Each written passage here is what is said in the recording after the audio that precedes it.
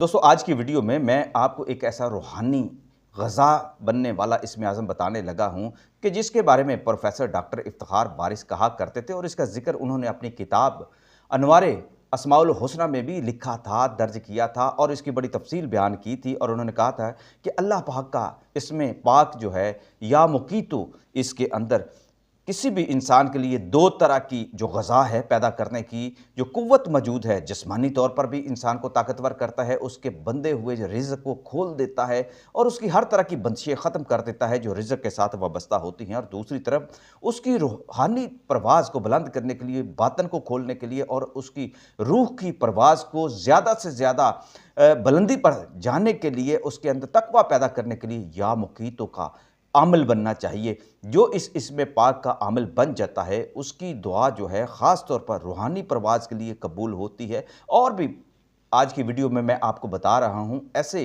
अमराज़ मौजूद हैं, ऐसे मसाइल मौजूद हैं जो या मुकीतो की फ़जीलत की वजह से पूरे हो जाते हैं। प्रोफेसर साहब कहा करते थे कि या मुकीतो कि लफ्ज़ी जो मायने हैं क़ुव्वत अता करने वाला है।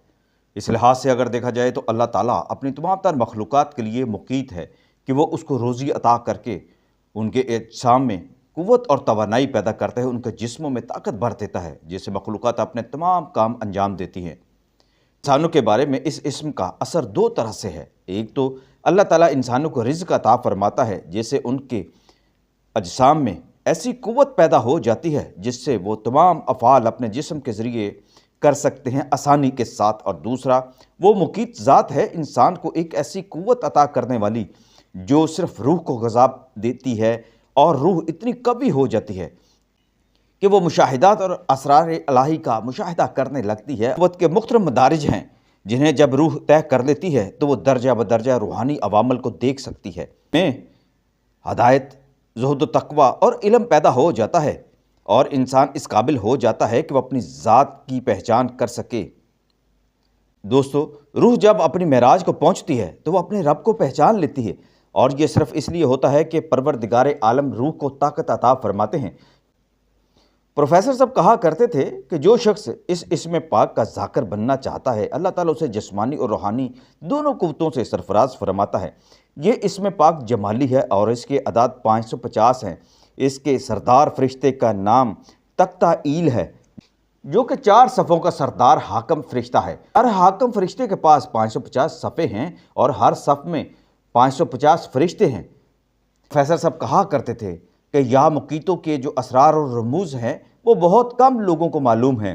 अगर आपका कोई ताकतवर दुश्मन भी हो जाए या फिर आपके घर में बच्चे आपके साथ ज़िद करने लग जाएं या वो जिस्मानी तौर पर कमज़ोर हो जाएं या आपको लाइलाज बीमारियां लाहक हो जाएं तो या मुकीतो का आमिल जो है हम करेगा, दुआ करेगा तो उसकी दुआ जो है कबूल हो जाएगी।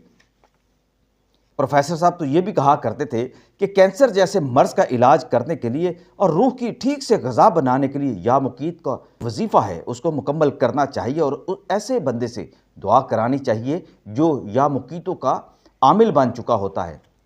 प्रोफेसर साहब इस वजीफ़ा के बारे में बताया करते थे कि जो इसका आमिल बनना चाहता है उसको चाहिए कि नमाज इशा के बाद अव्वल आखिर 11 मरतबा दुरूद शरीफ के बाद 2200 मरतबा 40 दिन तक या मुकीतो पढ़ता रहे।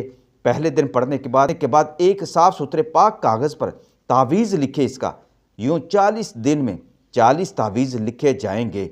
41वें दिन में 2 रकत नमाज शुक्राना अदा करके शरीनी तकसीम करें।